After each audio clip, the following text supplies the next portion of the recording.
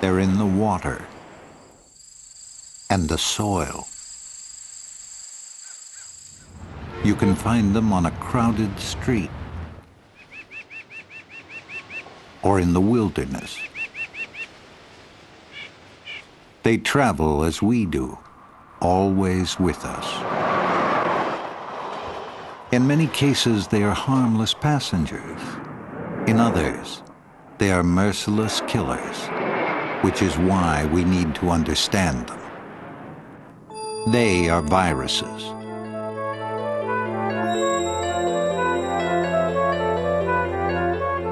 Some viruses cause familiar diseases that are usually just a nuisance.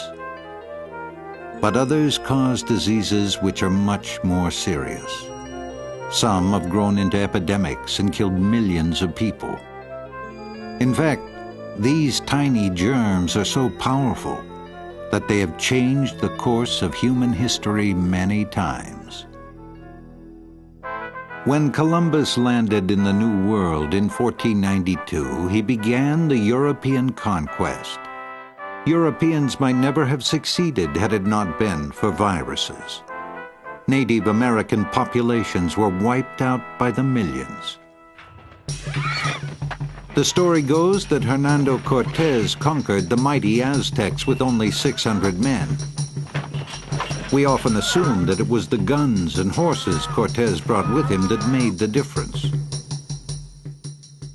But the Spaniards unknowingly carried other much more powerful weapons, viruses. Epidemics of smallpox, measles, and influenza killed hundreds of thousands of Aztecs. Wherever European colonists made contact with the inhabitants of the Americas, Native Americans died in large numbers. Whole tribes were wiped out by these invisible killers. Europeans died just as easily from one of the worst viral diseases known at that time, smallpox. In 1796, an English country doctor named Edward Jenner made a breakthrough. He noticed that milkmaids who contracted cowpox from milking cows never got smallpox. He rightly deduced that the cowpox infection gave immunity to smallpox. In May of that year, Jenner performed the first vaccination on his own son. He took cowpox virus from a milkmaid's sores and scratched it into his son's arm. It worked, and the boy became immune. Today, smallpox has been completely eradicated. Over a century later, Frenchman Louis Pasteur, better known for his process of pasteurization of milk, discovered a vaccine for rabies, a viral disease that until then always killed. The early virus hunters had huge obstacles. When Pasteur started working with viruses in the late 19th century, it was a brand new idea that germs even cause disease. Bacteria were known about, but bacteria are much larger than viruses. So how can you find something that you can't see? And how can you grow something in the lab that you are unaware of? So he was working with shadows, with echoes of disease-causing organisms like viruses, and trying to stop something of which he knew nothing. There were two main obstacles to studying and fighting viruses: seeing them and growing them. Where's the screen, please? With the invention of the electron microscope in the 1930s, scientists finally got a good look at viruses. What they saw was enormous variety and size difference. These electron micrographs were taken at the same level of magnification, nearly 150,000 times. Some viruses are thousands of times smaller than the cells they infect. Today, at places like Baylor College of Medicine, students and researchers have learned to take very high-quality pictures of viruses with their electron microscopes. Then they turn them into 3D images with the help of powerful computer programs. Some of these programs were written by students. The result is a new way to look at viruses, which combines electron microscopy with computer programming.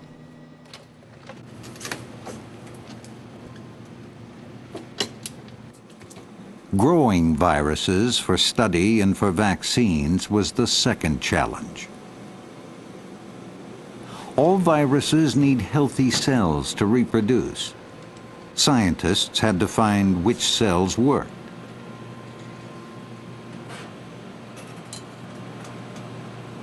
Cultures of these special cells, called tissue cultures, now make it possible to grow lots of viruses without creating disease, except in the tissue culture.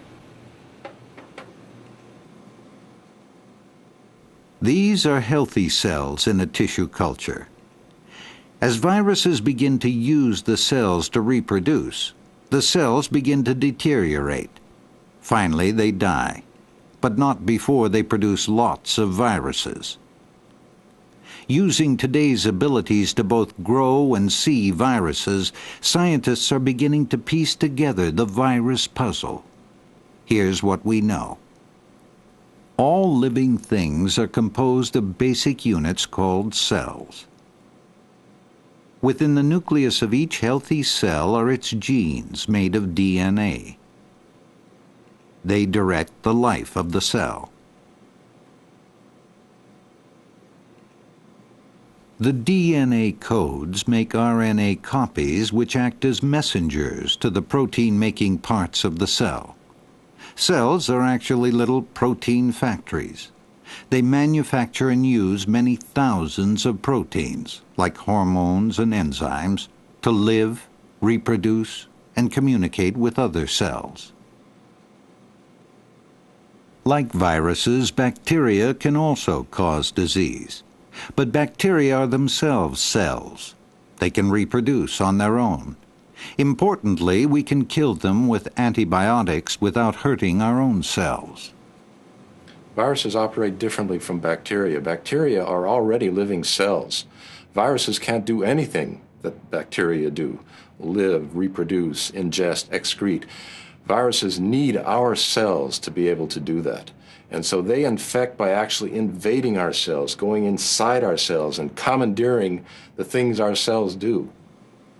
Viruses are different from any form of life we know. They consist of a very few viral genes of DNA or RNA wrapped up in a protein coat called a capsid. They are not cells and are not considered to be living organisms.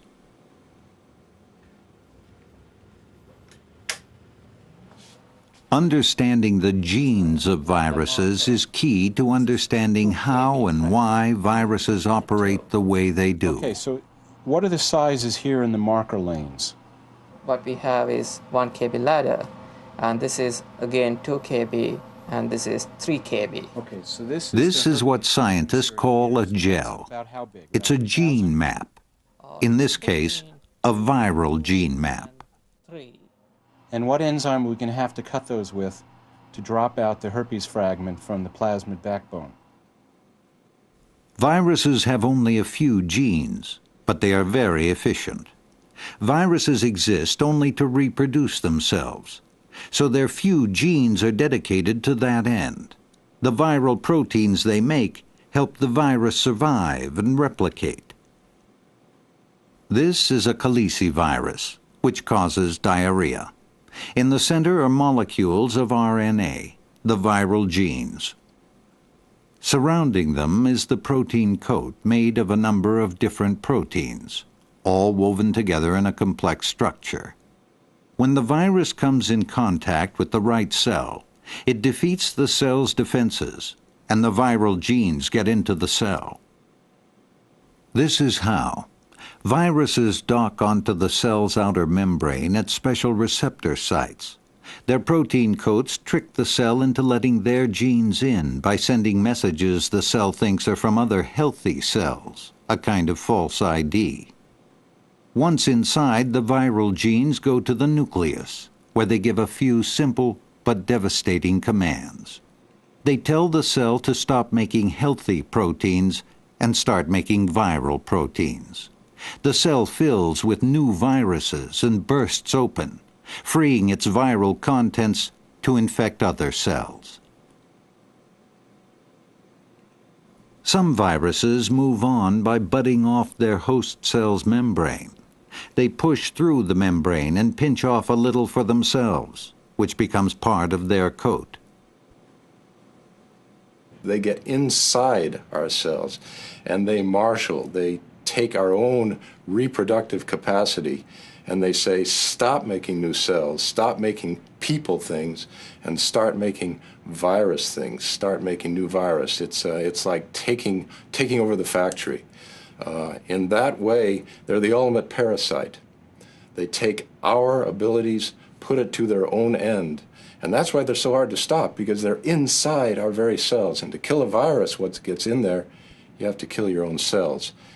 That'll make you as sick as the infection. There are no known cures for any viruses.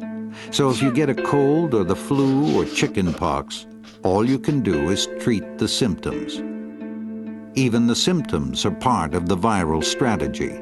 Sneezes, sores, and similar symptoms are the ways viruses spread themselves to new hosts. Not only are viruses fundamentally different from other disease organisms in their size, the way they work, and the ways they make us sick, but they are also different from each other. Viral genes themselves come in different packages. Some virus genes come as DNA and make RNA messengers inside their host cells. Other virus genes come as RNA and work backward, creating DNA. These are called retroviruses. Still others deliver their genes simply as RNA messengers and make no DNA at all. Viruses also differ from each other in the hosts they infect. Some infect only certain species of plants or animals. This is a tobacco mosaic virus, in both 2 dimensions and 3 dimensions. You might guess it only attacks tobacco. Even bacteria can be infected by viruses. These bacteriophages look a little like lunar landers. They infect only bacteria. And there are as many types of bacteriophages as there are bacteria. Usually, viruses only infect a specific species, like a bird or a rodent. Sometimes, though, viruses do jump from one species to another. For instance, certain viruses that infect pigs, or chimpanzees, or even rats, have infected humans. Swine flu, Lassa fever, and possibly HIV are some very deadly examples. Once viruses select their host, they are even more specific as to the kind of living tissue they infect. For example, adenoviruses, which cause colds, usually infect the lining of the lungs and certain other parts of the respiratory tract. Hepatitis viruses target the liver. Rotaviruses attack certain kinds of membranes in the intestinal tract. Inside us, outside us, in every part of the environment, there are more viruses than we know what to do with. We only know about viruses, really, because of the ones that make us sick. But think how many there must be out there of which we have no knowledge, and what they're doing, we don't know. We carry them with us all the time. In fact, they're vestiges of ancient infections in our very genes, viral infections. We carry those viral genes with us all the time. Why? What do they do? What's their purpose? We don't know, but they're there. And that's part of the excitement of looking into viruses. What are these viruses doing to our lives, these ancient, ongoing infections of which we know nothing? What's their effect? What's their purpose? That's another reason we're only scratching the surface of viruses. We only see the ones that do something overt and nasty. Many viruses begin to cause trouble as soon as they infect a cell by causing an active infection. Colds and flu are active infections that occur right after the virus goes to work. Other viruses don't do that. They cause what is referred to as a latent infection. They splice a copy of their genes into the genes of their host cell. But instead of going right to work, the viral genes just sit there quietly. The cell doesn't seem to know it's infected and continues to function normally, replicating the viral genes each time it divides. Later on, sometimes years later, the viral genes switch on, take over the infected cells, and make lots of new viruses. The result is viral disease.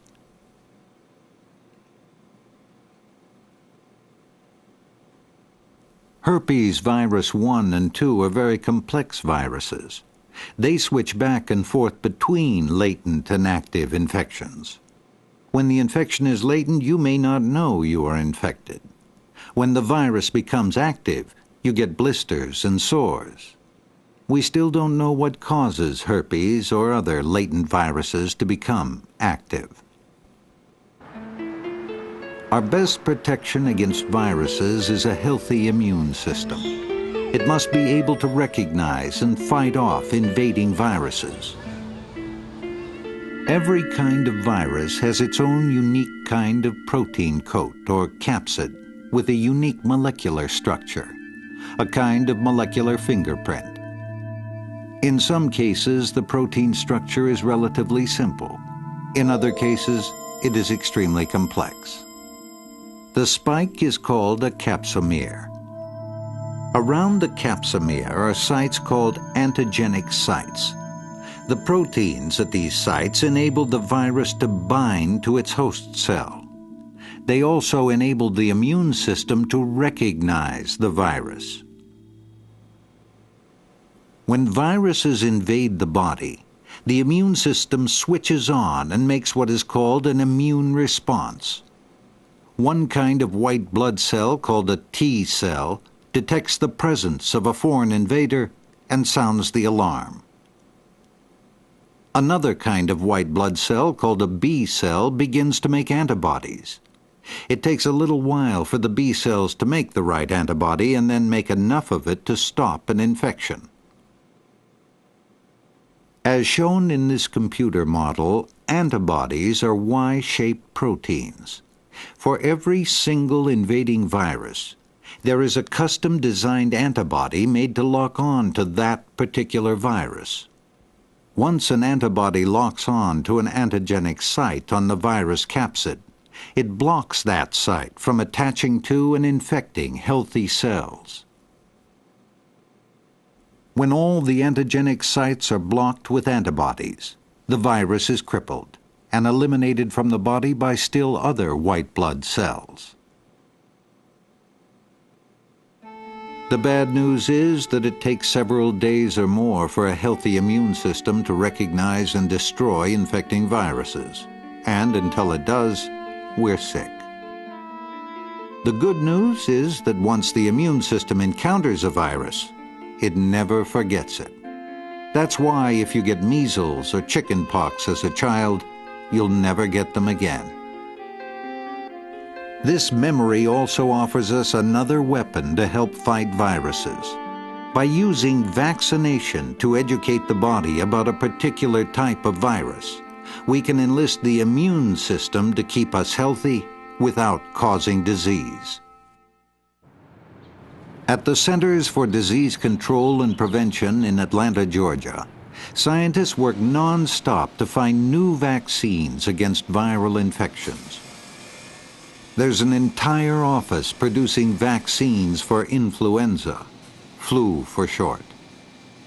In 1918, a great influenza epidemic killed almost 21 million people worldwide.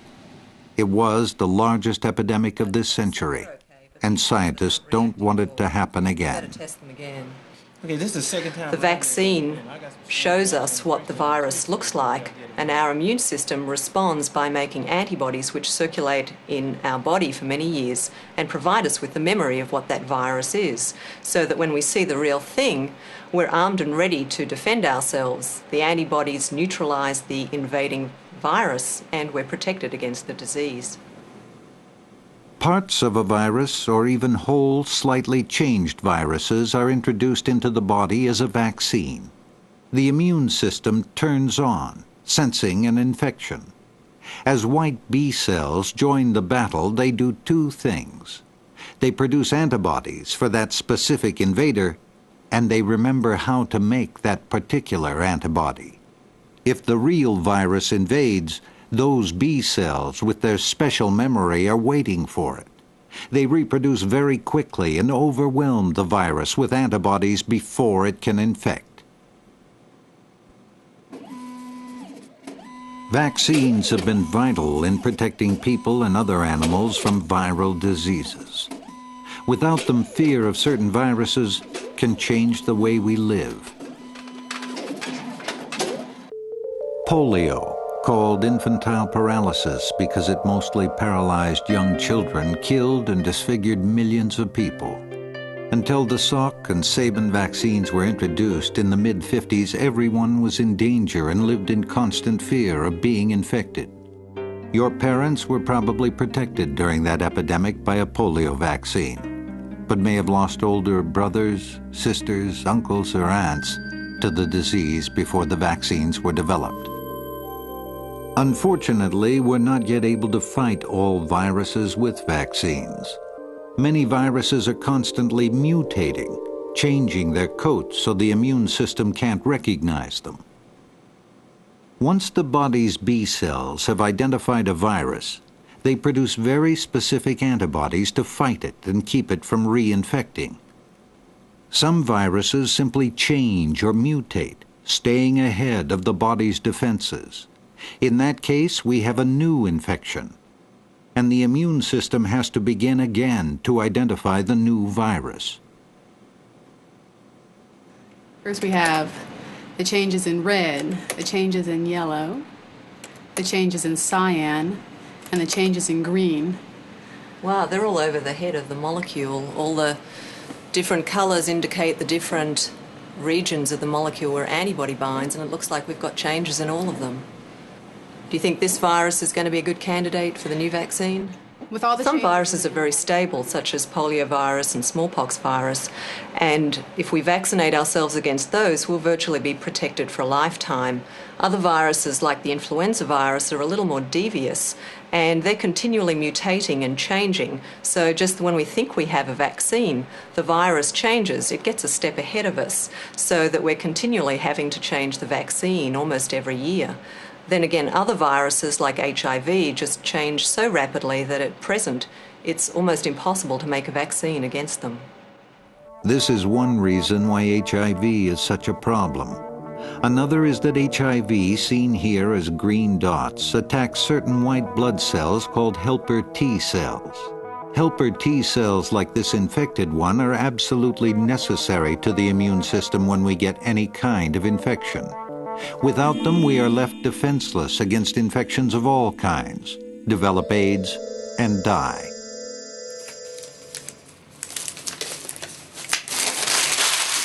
But HIV isn't the only deadly virus.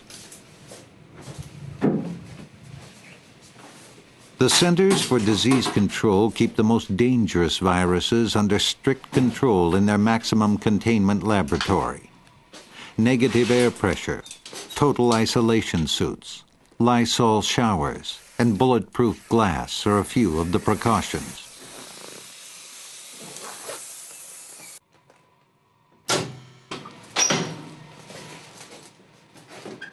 The viruses go by names like Lassa fever, Ebola fever.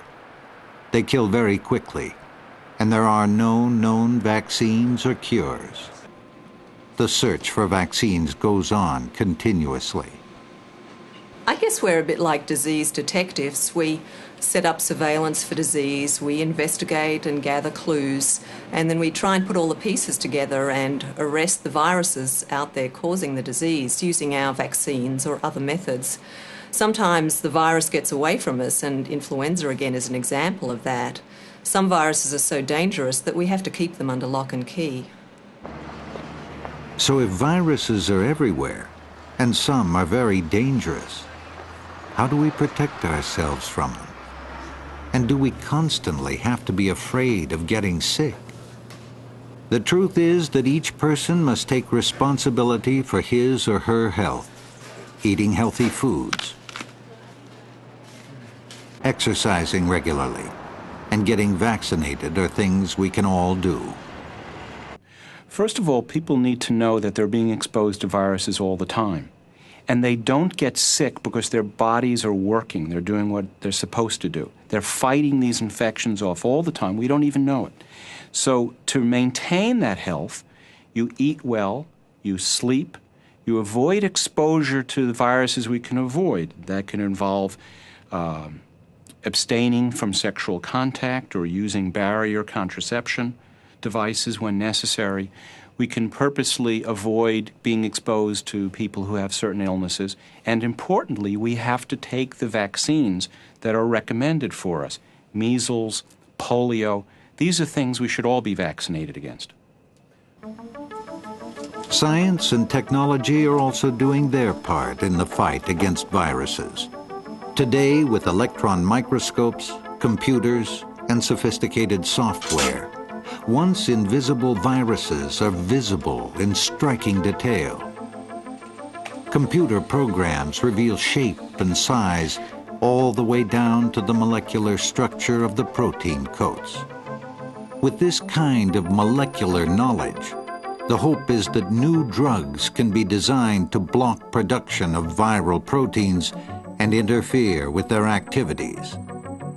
The world of viruses is slowly but surely opening before our eyes.